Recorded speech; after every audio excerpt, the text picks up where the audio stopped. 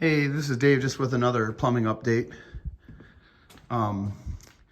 We got the circulator pump and the hotline brought further down this way. One thing that Justin and I were talking about, I'll point this out. I'm kind of don't know if I should change it or just realize that okay, so here, let me show you. See, like right here, here's the 3/4 that comes from this water heater that comes and feeds our area, this bathroom that's over here, and then it also feeds upstairs. And then we just stopped it, and then it just went up there. You know, and then the thing that's the issue is we could have ran this hot and you can see that from a distance that we just have it basically separated. This hot from this water heater ends there, right here, and then there's nothing here, and then this is the one that comes from that way. And then after we did it all, I realized, like, why don't we could have just teed and just ran a line and just put a shut-off valve in the middle. That way, if one of the other water heaters goes bad, you can just come down here and turn that on. And then at least you could get water all the way to the other house, or the other side of the house. It'd be extremely inefficient, but it would at least probably give you a few days to a week to get your water heater fixed. But then we started thinking, like, well, if we did that, then we have circulator pumps running, and then they could be fighting against each other, and then you'd have to come down and make sure that one side, the side that's bad, the pumps are shut off. But then you'd have to remember to do that. Then there could be some pumps fighting each other, and it probably wouldn't be that big of a deal. I don't understand like the hydromechanics enough to, maybe if you did forget, the pumps could be fighting against each other. It could be causing maybe negative or positive pressure. I don't think so, but me and Justin, and it makes it easier not to want to do it since it's already sweated in and it's done. So I don't think that this would become a regret of mine. But I guess that would be like maybe a slightly overlook where if we tied them in, we could have just shut it off with an isolation valve.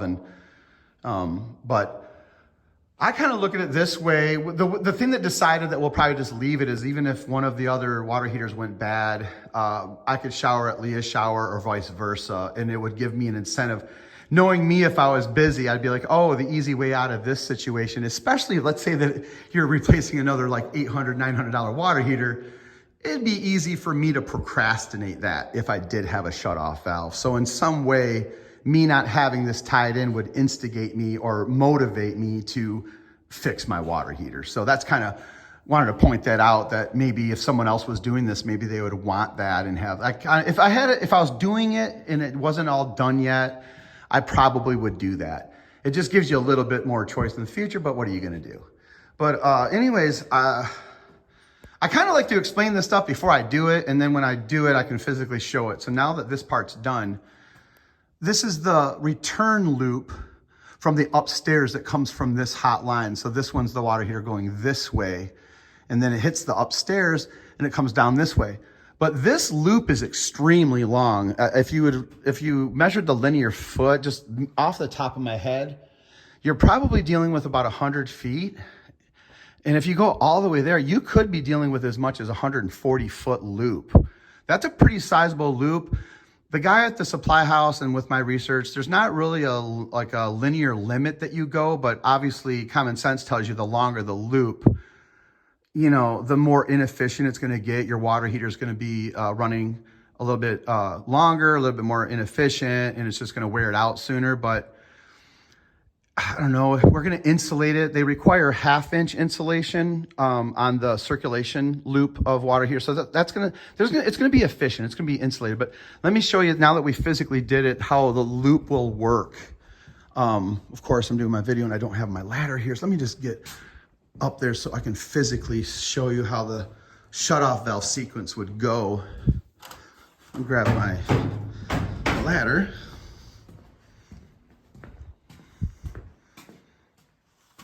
And my OCD is alive and well. I don't like the fact that I had to buy some 3/4 valves that are blue handled, but the supply house has the red handled ones and Home Depot has the blue handles, and it just happened to be where I was when I realized I needed more valves. But so here we are. We kind of created an H shape with this. And so let's just, so that they're random right now. So let's say that we want the full loop to go this way and go all the way the 140 feet and then back through this one. All we would have to do is have these two valves on, and then that tie-in pipe between them, that's off. That will force the water to circulate all the way up to the top. Now, we're not gonna have too many people upstairs using that bathroom, so the way it would normally be, let this flow through this now, and then shut off this one and this one. Technically, you would not need this one, because if this is on and this one's off, even though there's still a path through here, the water will just be forced to go through here because there's nothing being used. What this one does, and the thing is, you could have it this way and it's like, okay, well then now you get to go upstairs and wait for 10 minutes before this whole entire pipe that's a hot pipe, but it's cold because it's not circulating. You know, this makes it to where you can still at least turn on the hot, like the hot still will work upstairs, but it just wouldn't make sense if you're up there. The upstairs is gonna be mainly used for my family, if they need to stay here for a couple months, or just a friend that wants to just come and hang out. I actually do have friends that live out of state and they do wanna come and check it out and just kind of hang out.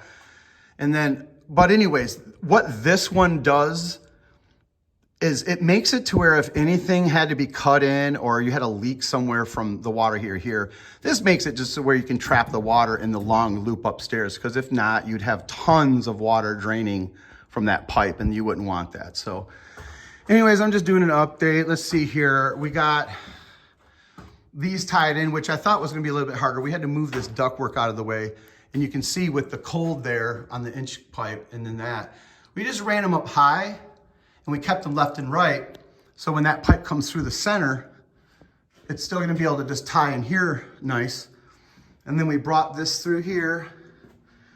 Like I said, the HVAC is nothing to blame. It's like they needed to get their stuff where it needed to go. I looked at their system. There's not really a whole lot different they could have done to make this work. So we got these two shutoff valves just outside because this is gonna be a cold air return that covers all of this. So what I'll probably do is get the plumbing inspection first, get the electrical inspected, and the last thing, just get the HVAC inspected. After those two get inspected, we'll put all this stuff back up and then get the HVAC inspected. But anyways, we got this done. It looks pretty funky, but I rolled an offset up all the way to there to get there because of this cold air return.